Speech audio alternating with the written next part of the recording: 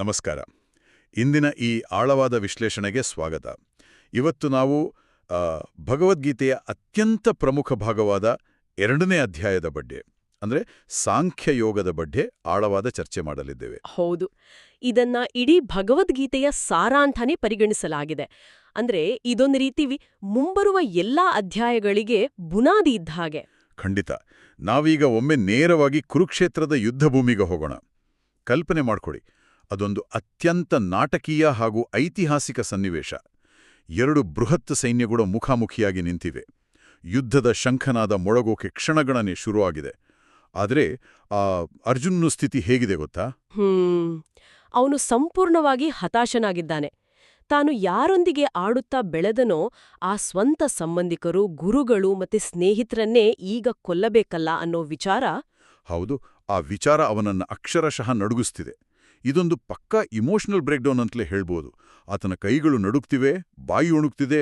ಆತನ ಆ ಪ್ರಸಿದ್ಧ ಗಾಂಡೀವ ಧನುಸ್ಸು ಕೂಡ ಕೈಯಿಂದ ಜಾರಿ ಬೀಳುತ್ತಿದೆ. ಘೋಷಿಸಿಕೊಂಡು ಈ ಗೊಂದಲದಿಂದ ಹೊರಬರಲು ದಾರಿ ತೋರಿಸುವಂತ ಬೇಡ್ಕೊಳ್ತಾನೆ. ಇಲ್ಲಿಂದಲೇ ಕೃಷ್ಣನ ಆ ಪ್ರಸಿದ್ಧ ಬೋಧನೆ ಆರಂಭವಾಗೋದು. ನಮ್ಮ ಇಂದಿನ ಈ ಡೀಪ್ ಡೈವ್ ಅಥವಾ ಆಳವಾದ ವಿಶ್ಲೇಷಣೆಯ ಮುಖ್ಯ ಗುರಿ ಕೂಡ ಅದೇ ಆಗಿದೆ.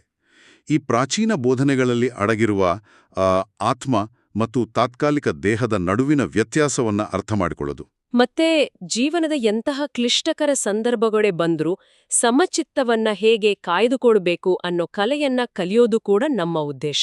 ಖಂಡಿತ. ಈಗ ಮೊದಲನೇ ವಿಭಾಗಕ್ಕೆ ಬರೋಣ. ವಾಸ್ತವದ ಅರಿವು ಮತ್ತು ಶೋಕದ ನಿವಾರಣೆ. ಅರ್ಜುನನ ಆ ಕಣ್ಣೀರು ಮತ್ತೆ ಅಳಲನ್ನ ಕೇಳಿದ್ಮೇಲೆ ಕೃಷ್ಣನ ಮೊದಲ ಪ್ರತಿಕ್ರಿಯೆ ಬಹಳ ನೇರವಾಗಿರ್ತದೆ. ಸ್ವಲ್ಪ ಕಠಿಣವಾಗೇ ಇರುತ್ತೆ ಅಲ್ವಾ? ಹೌದು. ಕೃಷ್ಣ ಹೇಳ್ತಾನೆ, ಪಂಡಿತರಂತೆ ಮಾತನಾಡುವ ನೀನು ಶೋಕಿಸಬಾರದವರ ಬಗ್ಗೆ ಶೋಕಿಸುತ್ತಿದ್ಯಾ ಅಂತ. ನಿಜವಾದ ಜ್ಞಾನಿಗಳು ಬದುಕಿರುವರಿಗಾಗಲಿ ಅಥವಾ ಸತ್ತವರಿಗಾಗಲಿ ದುಃಖಿಸುವುದಿಲ್ಲ ಅನ್ನೋದು ಅವನ ಮಾತು. ಇದರ ಹಿಂದಿನ ಅರ್ಥವನ್ನ ನಾವು ಸ್ವಲ್ಪ ಬಿಡಿಸಿ ನೋಡಬೇಕು. ಮನುಷ್ಯನಿಗೆ ಸಾವು ಅಂದ್ರೆ ಇಷ್ಟೊಂದು ಭಯ ಯಾಕೆ? ಯಾಕಂದ್ರೆ ಸಾವನ್ನ ನಾವು ಒಂದು ಸಂಪೂರ್ಣ ಅಂತ್ಯ ಅಂತ ಭಾವಿಸಿದ್ದೀವಿ. ಅರ್ಜುನನ ಸಮಸ್ಯೆಯೂ ಅದೇ ಆಗಿತ್ತು. ತನ್ನ ಎದುರಿಗಿರುವವರ ದೇಹಗಳು ನಾಶವಾದ್ರೆ ಅವರೆಲ್ಲರೂ ಶಾಶ್ವತವಾಗಿ ಕಣ್ಮರೆಯಾಗ್ತಾರೆ ಅನ್ನೋದು ಆತನ ಭಯ. ನಿಜ. ಆ ಭೌತಿಕ ಅಸ್ತಿತ್ವದ ಮೇಲಿನ ತೀವ್ರವಾದ ವ್ಯಾಮೋಹವೇ ಆತನ ದುಃಖಕ್ಕೆ ಕಾರಣ. ಇದನ್ನ ವಿವರಿಸೋಕೆ ಕೃಷ್ಣ ಒಂದು ಅದ್ಭುತವಾದ ಉದಾಹರಣೆ ಕೊಡ್ತಾನೆ. ಅದೇ ಬಾಲ್ಯ, ಯೌವನ ಮತ್ತು ಮುಪ್ಪಿನ ಉದಾಹರಣೆ. ಈ ಹೋಲಿಕೆ ನಿಜಕ್ಕೂ ನಮ್ಮ ಆಲೋಚನಾ ಕ್ರಮವನ್ನೇ ಬದಲಾಯಿಸುತ್ತೆ. ಒಂದೇ ದೇಹದಲ್ಲಿ ಆತ್ಮವು ಬಾಲ್ಯದಿಂದ ಯೌವನಕ್ಕೆ ಮತ್ತು ಯೌವನದಿಂದ ಮುಪ್ಪಿಗೆ ಹೇಗೆ ಅತ್ಯಂತ ಸಹಜವಾಗಿ ಸಾಗುತ್ತದೆಯೋ ಹಾಗೆಯೇ ಸಾವಿನ ನಂತರ ಅದು ಇನ್ನೊಂದು ದೇಹವನ್ನು ಸೇರುತ್ತದೆ. ಅಂದ್ರೆ ಇದೊಂದು ಕೇವಲ ಸಹಜ ಬದಲಾವಣೆ, ಒಂದು ನ್ಯಾಚುರಲ್ ಟ್ರಾನ್ಸಿಷನ್ ಅಷ್ಟೇ. ನಾವು ಒಂದು ಮಗು ಬೆಳೆದು ಯುವಕನಾದಾಗ ಆ ಮಗುವಿನ ದೇಹ ಈಗ ಇಲ್ವಲ್ಲ ಅಂತ ಅಳುವುದಿಲ್ವಾ? ಎಕ್ಸಾಕ್ಟ್ಲಿ. ಆ ಬದಲಾವಣೆಯನ್ನು ನಾವು ಸಹಜ ಪ್ರಕ್ರಿಯೆ ಅಂತ ಒಪ್ಕೊಳ್ತೇವೆ. ಕೃಷ್ಣ ಇದೇ ಅರಿವನ್ನ ಮೂಡಿಸುವ ಮೂಲಕ ಶತ್ರುಗಳ ಆ ಭೌತಿಕ ದೇಹಗಳಾಚೆಗಿನ ವಾಸ್ತವವನ್ನು ನೋಡಲು ಅರ್ಜುನನಿಗೆ ಸಹಾಯ ಮಾಡ್ತಾನೆ. ಹಾಗಾದ್ರೆ ಈ ಆತ್ಮದ ಸ್ವರೂಪವಾದರೂ ಎಂಥದ್ದು? ಆತ್ಮವು ಎಂದಿಗೂ ಸಾಯುವುದಿಲ್ವಾ ಅನ್ನೋ ಪ್ರಶ್ನೆ ಸಹಜವಾಗಿ ಬರುತ್ತೆ. 2ನೇ ವಿಭಾಗದಲ್ಲಿ ನಾವು ಇದನ್ನೇ ನೋಡೋಣ, ಆತ್ಮದ ಅಮರತ್ವದ ಪರಿಕಲ್ಪನೆ. ಕೃಷ್ಣ ಬಹಳ ಸ್ಪಷ್ಟವಾಗಿ ಹೇಳ್ತಾನೆ, ಆತ್ಮವು ಎಂದಿಗೂ ಹುಟ್ಟುವುದಿಲ್ಲ, ಸಾಯುವುದಿಲ್ಲ. ಅದು ಅಜ, ನಿತ್ಯ, ಶಾಶ್ವತ ಮತ್ತು ಪುರಾಣ. ಭೌತಿಕ ದೇಹ ನಾಶವಾದ್ರೂ ಆತ್ಮ ನಾಶವಾಗುವುದಿಲ್ಲ ಅಂತ. ಶಸ್ತ್ರಗಳು ಅದನ್ನ ಕತ್ತರಿಸಲಾರವೋ, ಬೆಂಕಿ ಸುಡ್ಲಾರದು ಅಂತ ಹೇಳ್ತಾರಲ್ಲ, ಅದು. ಈ ವಿಚಾರ ಅರ್ಜುನನಿಗೆ ಹೇಗೆ ಅನ್ವಯಿಸುತ್ತೆ ಅನ್ನೋದು ಇಲ್ಲಿ ಬಹಳ ಮುಖ್ಯ. ಹೌದು, ಯಾಕಂದ್ರೆ ಅರ್ಜುನನ ಮನಸ್ಸಿನಲ್ಲಿ ಒಂದು ಆಳವಾದ ಅಪರಾಧ ಪ್ರಜ್ಞೆ ಇತ್ತು. ತನ್ನ ಪಿತಾಮಹ ಭೀಷ್ಮರನ್ನ ಅಥವಾ ಗುರು ದ್ರೋಣರನ್ನ ತಾನು ಕೊಲ್ಲುತ್ತಿದ್ದೇನೆ ಅನ್ನೋ ಭಯ. ಆದರೆ ಕೃಷ್ಣ ಈ ಮೂಲಕ ಆ ಭಯವನ್ನೇ ನಿವಾರಣೆ ಮಾಡ್ತಾನೆ. ಯುದ್ಧಭೂಮಿಯಲ್ಲಿ ನೀನು ಕೇವಲ ಅವರ ಭೌತಿಕ ದೇಹಗಳನ್ನು ಮಾತ್ರ ಎದುರಿಸ್ತಿದೆಯೇ ಹೊರತು ಶಾಶ್ವತವಾದ ಆತ್ಮವನ್ನಲ್ಲ ಅಂತ ಮನವರಿಕೆ ಮಾಡಿಕೊಡ್ತಾನೆ. ಈ ಸಂಕೀರ್ಣವಾದ ತತ್ವಜ್ಞಾನವನ್ನ ಇನ್ನಷ್ಟು ಸುಲಭವಾಗಿ ಅರ್ಥ ಮಾಡಿಸೋಕೆ ಹಳೆ ಬಟ್ಟೆ ಬದಲಾಯಿಸುವ ದೃಷ್ಟಾಂತವನ್ನ ನೀಡಲಾಗಿದೆ. ಆ ದೃಷ್ಟಾಂತ ಬಹಳ ಅದ್ಭುತವಾಗಿದೆ. ಒಬ್ಬ ವ್ಯಕ್ತಿ ಹೇಗೆ ತನ್ನ ಹರಿದು ಹೋದ ಹಳೆಯ ಬಟ್ಟೆಗಳನ್ನ ಎಸೆದು ಹೊಸ ಬಟ್ಟೆಗಳನ್ನ ಧರಿಸ್ತಾನೋ ಹಾಗೆಯೇ ಈ ಆತ್ಮವು ಹಳೆಯ ದೇಹವನ್ನ ತ್ಯಜಿಸಿ ಹೊಸ ದೇಹವನ್ನ ಪ್ರವೇಶಿಸುತ್ತೆ. ವಾಸಾಂಸಿ ಜೀರ್ಣಾನಿ ಯಥಾ ವಿಹಾಯ ಅನ್ನೋ ಶ್ಲೋಕ ಇದನ್ನೇ ಹೇಳೋದು. ಈ ಉದಾಹರಣೆ ಪುನರ್ಜನ್ಮದ ಪರಿಕಲ್ಪನೆಯನ್ನ ಎಷ್ಟು ಸರಳವಾಗಿ ವಿವರಿಸುತ್ತೆ ಅಂದ್ರೆ ಯಾರಿಗಾದ್ರೂ ಸುಲಭವಾಗಿ ಅರ್ಥ ಆಗುತ್ತೆ. ಖಂಡಿತ. ಸಾವೆಂಬ ಅಗಾಧವಾದ ಪ್ರಕ್ರಿಯೆಯನ್ನ ನಾವು ದಿನನಿತ್ಯ ಮಾಡುವ ಒಂದು ಸಾಮಾನ್ಯ ಕ್ರಿಯೆಗೆ ತಂದು ನಿಲ್ಲಿಸುತ್ತೆ.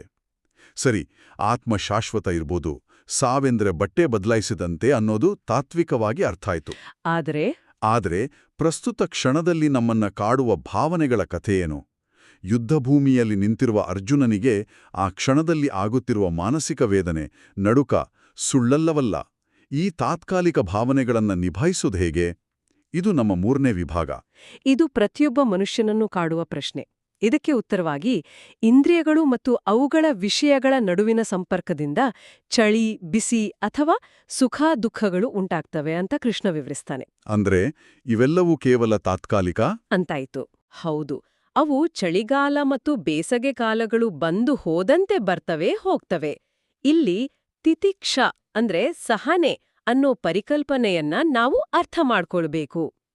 ಅರ್ಜುನನ ಆ ಭಾವನಾತ್ಮಕ ಕುಸಿತ ಕೇವಲ ಒಂದು ತಾತ್ಕಾಲಿಕ ಸಂವೇದನಾತ್ಮಕ ಪ್ರತಿಕ್ರಿಯೆ ಮಾತ್ರ ಅಂತ ಕೃಷ್ಣ ಹೇಳ್ತಿದ್ದಾನೆ. ಇದೇ ಹಿನ್ನೆಲೆಯಲ್ಲಿ ಇಡೀ ಗೀತೆಯ ಅತ್ಯಂತ ಪ್ರಸಿದ್ಧವಾದ ತತ್ವ ಬರೋದು ಕರ್ಮಯೋಗ. ಕರ್ಮ ಮಾಡುವುದ್ರಲ್ಲಷ್ಟೇ ನಿನಗೆ ಅಧಿಕಾರವಿದೆ, ಆದರೆ ಅದರ ಫಲದ ಮೇಲಲ್ಲ ಅನ್ನೋ ಆ ಪ್ರಸಿದ್ಧ ಸಾಲು. ಇದು ನಮ್ಮ ಕೆಲಸದ ಬಗೆಗಿನ ದೃಷ್ಟಿಕೋನವನ್ನೇ ಬದಲಾಯಿಸುತ್ತೆ. ಅರ್ಜುನನಿಗೆ ಏನಾಗಿತ್ತು ಅಂದ್ರೆ, ಯುದ್ಧದ ಆ ಪಾಪದ ಫಲಿತಾಂಶಗಳ ಬಗ್ಗೆ ಆಲೋಚಿಸಿ ತನ್ನ ಕರ್ತವ್ಯದಿಂದಲೇ ಓಡಿ ಹೋಗಲು ಬಯಸ್ತಿದ್ದ. ಇಂದಿನ ಜಗತ್ತಿನಲ್ಲೂ ನಾವು ಇದನ್ನೇ ಮಾಡ್ತೀವಿ. ಕೆಲಸ ಮಾಡುವ ಮುನ್ನವೇ ಅದರ ಯಶಸ್ಸು, ವೈಫಲ್ಯಗಳ ಬಗ್ಗೆ ಅತಿಯಾಗಿ ಯೋಚಿಸಿ ಆತಂಕಕ್ಕೊಳಗಾಗ್ತೀವಿ. ಆದರೆ ಕೃಷ್ಣ ಇಲ್ಲಿ ಕ್ರಿಯೆಯ ಫಲಿತಾಂಶಕ್ಕಿಂತ ಕ್ರಿಯೆಯ ಗುಣಮಟ್ಟದ ಕಡೆಗೆ ಗಮನ ಹರಿಸಬೇಕು ಅಂತ ತಿದ್ದುತ್ತಾನೆ. ಫಲದ ಬಗ್ಗೆ ಯೋಚಿಸದೆ ಕೆಲಸದಲ್ಲಿ 100ಕ್ಕೆ 100 ತೊಡಗಿಸಿಕೊಳ್ಬೇಕು ಅಂತ. ಚಿತ್ತವನ್ನು ಕಾಯ್ದುಕೊಳ್ಳುವುದೇ ನಿಜವಾದ ಯೋಗ. ಅರ್ಜುನನಿಗೆ ಈ ಸಮಚಿತ್ತತೆಯು ಮಾನಸಿಕ ಸ್ಥಿರತೆಯನ್ನು ನೀಡುತ್ತೆ. ಗೆಲುವಿನ ಅಪರಾಧ ಪ್ರಜ್ಞೆ ಮತ್ತು ಸೋಲಿನ ಭಯದ ನಡುವೆ ಬ್ಯಾಲೆನ್ಸ್ ಮಾಡೋಕೆ ಇದು ಸಹಾಯ ಮಾಡುತ್ತೆ. ಈಗ 4ನೇ ವಿಭಾಗಕ್ಕೆ ಹೋಗೋಣ. ಮನೋವಿಜ್ಞಾನ, ಕುಸಿತದ ಹಂತಗಳು ಮತ್ತು ಅಂತಿಮ ಶಾಂತಿ. ಈ ಸಮಚಿತ್ತತೆಯನ್ನ ಕಾಯ್ದುಕೊಂಡವನನ್ನೇ ಸ್ಥಿತಪ್ರಜ್ಞ ಅಂತ ಕರೆಯೋದು. ಸ್ಥಿತಪ್ರಜ್ಞೆ ಅಂದ್ರೆ ಮಾನಸಿಕ ಕಲ್ಪನೆಗಳಿಂದ ಹುಟ್ಟುವ ಎಲ್ಲ ಆಸೆಗಳನ್ನ ತ್ಯಜಿಸಿ ತನ್ನಲ್ಲಿಯೇ ತಾನು ಸಂಪೂರ್ಣ ತೃಪ್ತಿ ಹೊಂದುವವನು. ಈ ಪರಿಕಲ್ಪನೆ ಕೇಳಿ ಅರ್ಜುನನಿಗೂ ಆಶ್ಚರ್ಯವಾಗುತ್ತೆ.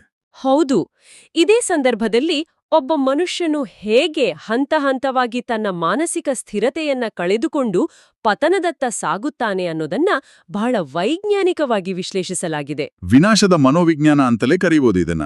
ಈ ಪತನದ ಹಂತಗಳನ್ನ ನಾವು ಗಮನವಿಟ್ಟು ನೋಡಿದರೆ ನಮ್ಮ ದಿನನಿತ್ಯದ ನಡವಳಿಕೆಗೆ ಎಷ್ಟು ಹತ್ತಿರವಾಗಿದೆ ಅನ್ಸುತ್ತೆ. ಖಂಡಿತ.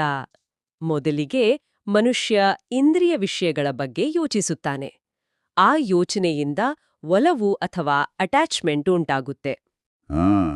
ಒಲವಿನಿಂದ ಕಾಮ ಅಂದ್ರೆ ತೀವ್ರವಾದ ಆಸೆ ಹುಟ್ಟುತ್ತೆ.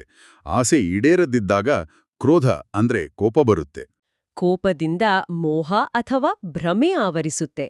ಮೋಹದಿಂದ ಸ್ಮೃತಿ ನಾಶ ಅಂದ್ರೆ ನೆನಪಿನ ಶಕ್ತಿ ಅಥವಾ ವಿವೇಚನೆ ನಾಶವಾಗುತ್ತೆ. ಸ್ಮೃತಿ ನಾಶದಿಂದ ಬುದ್ಧಿನಾಶ ಮತ್ತು ಅಂತಿಮವಾಗಿ ಮನುಷ್ಯನ ಸರ್ವನಾಶವಾಗುತ್ತೆ. ಇದು ಪ್ರತಿಯೊಬ್ಬನ ಮಾನಸಿಕ ಪತನದ ಸ್ಪಷ್ಟವಾದ ನಕ್ಷೆ. ತನ್ನ ಸಂಬಂಧಿಕರ ಮೇಲಿನ ಅರ್ಜುನನ ವ್ಯಾಮೋಹವು ಹೇಗೆ ಅವನನ್ನ ಯುದ್ಧಭೂಮಿಯಲ್ಲಿ ಈ ಭ್ರಮೆಯ ಸ್ಥಿತಿಗೆ ತಳ್ಳಿದೆ ಅನ್ನೋದನ್ನ ಇದು ಸ್ಪಷ್ಟಪಡಿಸುತ್ತೆ. ಅವನಿಗೆ ತನ್ನ ಜವಾಬ್ದಾರಿಯ ಸ್ಮೃತಿ ನಾಶವಾಗಿತ್ತು. ಹಾಗಾದ್ರೆ ಈ ಆಸೆಗಳ ಸುಳಿಯಿಂದ ತಪ್ಪಿಸಿಕೊಂಡು ಅಂತಿಮ ಶಾಂತಿಯನ್ನ ಪಡೆಯೋದು ಹೇಗೆ? ಇದಕ್ಕೆ ಆ ಸಾಗರ ಮತ್ತು ನದಿಗಳ ಉದಾಹರಣೆಯನ್ನ ಕೊಡಲಾಗಿದೆ. ನದಿಗಳು ಎಷ್ಟೇ ಹರಿದು ಬಂದರೂ ಸಾಗರವು ಹೇಗೆ ಪ್ರಶಾಂತವಾಗಿರುತ್ತದೆಯೋ ಹಾಗೆಯೇ ಆಸೆಗಳ ಪ್ರವಾಹಕ್ಕೆ ಸಿಲುಕದ ಮುನಿಯು ಶಾಂತಿಯನ್ನ ಪಡೆಯುತ್ತಾನೆ. ಇಂದಿನ ಡಿಜಿಟಲ್ ಯುಗದಲ್ಲಿ ಸೋಷಿಯಲ್ ಮೀಡಿಯಾ ನೋಟಿಫಿಕೇಷನ್ಗಳು, ಬಾಹ್ಯ ಪ್ರಪಂಚದ ಒತ್ತಡಗಳು ನದಿಗಳಂತೆ ನಮ್ಮ ಮನಸ್ಸಿಗೆ ಹರಿದು ಬರ್ತಾನೇ ಇರ್ತವೆ. ನಿಜ.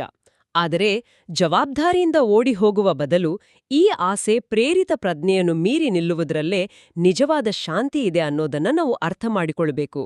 ಖಂಡಿತ. ಒಟ್ಟಾರೆಯಾಗಿ ಇಂದಿನ ಈ ಆಳವಾದ ವಿಶ್ಲೇಷಣೆಯ ಸಾರಾಂಶವನ್ನ ನೋಡೋದಾದ್ರೆ, ಶರೀರ ಮತ್ತು ಆತ್ಮದ ನಡುವಿನ ವ್ಯತ್ಯಾಸವನ್ನ ನಾವು ಅರಿತೇವು. ತಾತ್ಕಾಲಿಕ ಭಾವನೆಗಳನ್ನ ಮೀರಿ ನಿಲ್ಲುವ ಬಗೆಯನ್ನ ಚರ್ಚಿಸಿದೆವು. ಹಾಗೆಯೇ ಫಲದ ಅಪೇಕ್ಷೆ ಇಲ್ಲದೆ ಸಮಚಿತ್ತದಿಂದ ನಮ್ಮ ಕರ್ತವ್ಯವನ್ನ ನಿಭಾಯಿಸುವ ಮಹತ್ವವನ್ನು ಕೂಡ ನಾವು ಒಟ್ಟುಗೂಡಿಸಿ ವಿಶ್ಲೇಷಿಸಿದ್ದೇವೆ. ಗೊಂದಲ ಮತ್ತು ಹತಾಶೆಯಲ್ಲಿದ್ದ ಅರ್ಜುನನಿಗೆ ಕೃಷ್ಣನು ನೀಡಿದ ಈ ತಾತ್ವಿಕ ಸ್ಪಷ್ಟತೆಯು ಇಂದಿಗೂ ನಮ್ಮ ಇಂದಿನ ಬದುಕಿಗೂ ಪ್ರಸ್ತುತವಾಗಿದೆ. ಈ ಎಲ್ಲಾ ಚರ್ಚೆಗಳ ನಂತರ ಅಂತಿಮವಾಗಿ ಒಂದು ಪ್ರಚೋದನಾತ್ಮಕ ಚಿಂತನೆಯನ್ನ ನಾವು ಮುಂದಿಡ್ಬೋದು. ಹೌದು, ನಮ್ಮ ನಿಜವಾದ ಗುರುತು ಈ ತಾತ್ವಿಕ ದೇಹವಲ್ಲ ಅಥವಾ ನಮ್ಮ ಕ್ಷಣಿಕ ಭಾವನೆಗಳಲ್ಲ ಎಂದಾದರೆ, ಮತ್ತು ನಮ್ಮ ಕರ್ತವ್ಯ ಕೇವಲ ಕೆಲಸ ಮಾಡುವುದರಲ್ಲಿದೆ, ಫಲಿತಾಂಶದಲ್ಲಲ್ಲ ಎಂದಾದರೆ, ಒಂದು ದೊಡ್ಡ ಪ್ರಶ್ನೆ ಏಳುತ್ತೆ. ಆಧುನಿಕ ಸಮಾಜವು ಸದಾ ಫಲಿತಾಂಶ ಮತ್ತು ಲಾಭದ ಆಧಾರದ ಮೇಲೆ ಅಳೆಯುವ ಯಶಸ್ಸು ಅಥವಾ ಸಕ್ಸೆಸ್ ಅನ್ನೋ ಪದದ ಅರ್ಥವೇ ಸಂಪೂರ್ಣವಾಗಿ ಬದಲಾಗುವುದಿಲ್ವೇ? 100ಕ್ಕೆ 100 ಬದಲಾಗುತ್ತೆ. ಆಸೆಗಳಿಂದ ಮುಕ್ತವಾಗಿ ಕೇವಲ ನಮ್ಮ ಕಾರ್ಯದ ಗುಣಮಟ್ಟದಲ್ಲಿ ತೃಪ್ತಿ ಕಾಣುವ ಆ ಸ್ಥಿತಪ್ರಜ್ಞ ಸ್ಥಿತಿಯನ್ನ ಇಂದಿನ ಸ್ಪರ್ಧಾತ್ಮಕ ಜಗತ್ತಿನಲ್ಲಿ ಅಳವಡಿಸಿಕೊಳ್ಳುವುದು ಹೇಗೆ? ಇದು ಪ್ರತಿಯೊಬ್ಬರೂ ತಮ್ಮೊಳಗೆ ತಾವು ಕೇಳಿಕೊಳ್ಳಬೇಕಾದ ಆಳವಾದ ಪ್ರಶ್ನೆ. ಖಂಡಿತ. ಈ ಪ್ರಶ್ನೆಯನ್ನು ಹಾಗೆಯೇ ಮನಸ್ಸಿನಲ್ಲಿತ್ಕೊಂಡ ಯೋಚಿಸಿ ಅಂತ ಹೇಳ್ತಾ ಇಂದಿನ ಈ ಆಳವಾದ ವಿಶ್ಲೇಷಣೆಯನ್ನ ಇಲ್ಲಿಗೆ ಮುಕ್ತಾಯಗೊಳಿಸುತ್ತಿದ್ದೇವೆ. ಮುಂದಿನ ಆಳವಾದ ವಿಶ್ಲೇಷಣೆಯಲ್ಲಿ ಮತ್ತೊಂದು ವಿಶೇಷ ವಿಷಯದೊಂದಿಗೆ ಭೇಟಿಯಾಗೋಣ.